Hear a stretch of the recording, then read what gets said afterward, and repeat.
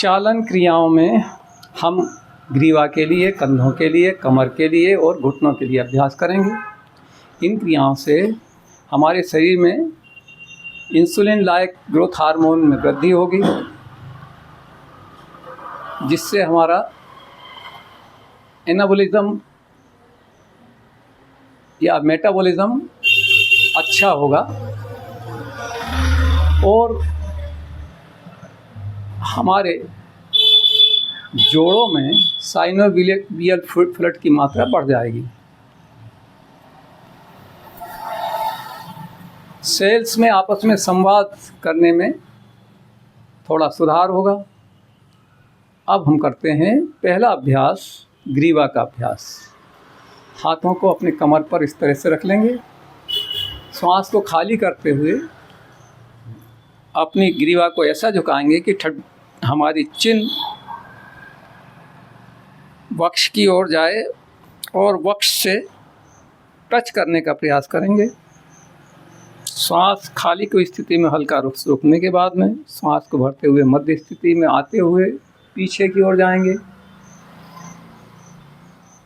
भरी हुई श्वास में आंतरिक कुंभक में कुछ देर रुकेंगे और पुनः मध्य स्थिति में आ जाना है।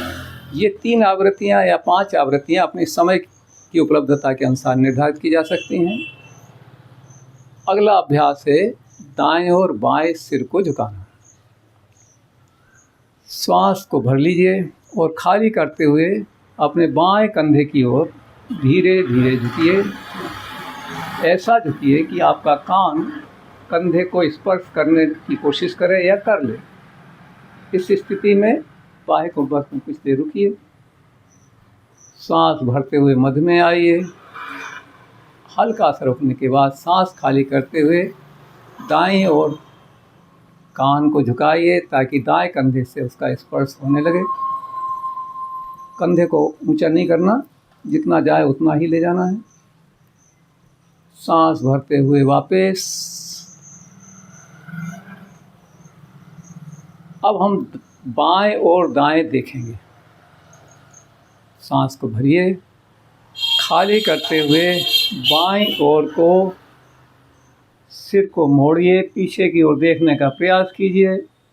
बाएं कुंभक में कुछ देर रुकिए। सांस को धीरे धीरे भरते हुए मध्य में आइए, कुछ देर रुकिए और दाईं ओर को सांस छोड़ते हुए पीछे की ओर देखने का प्रयास कीजिए। सांस भरते हुए मध्य में आइए। अगला अभ्यास, ग्रीवा को चक्राकार घुमाएंगे।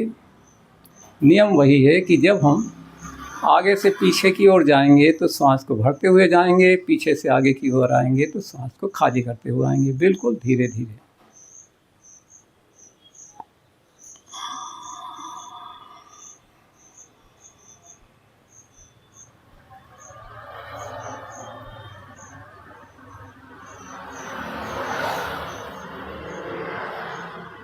उल्टा।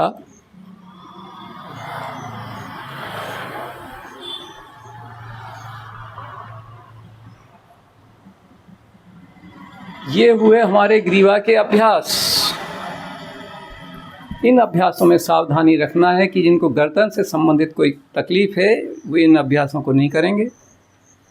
इन अभ्यासों का लाभ ये है कि हमारे ब्रेन को स्वच्छ ऑक्सीजनेटेड ब्लड की सप्लाई बढ़ जाती है और उन मसल ग्रुप का व्यायाम हो जाता है जो हमारी गर्दन को संभालते हैं। अगला अभ्यास हम करेंगे स्कंध चालन।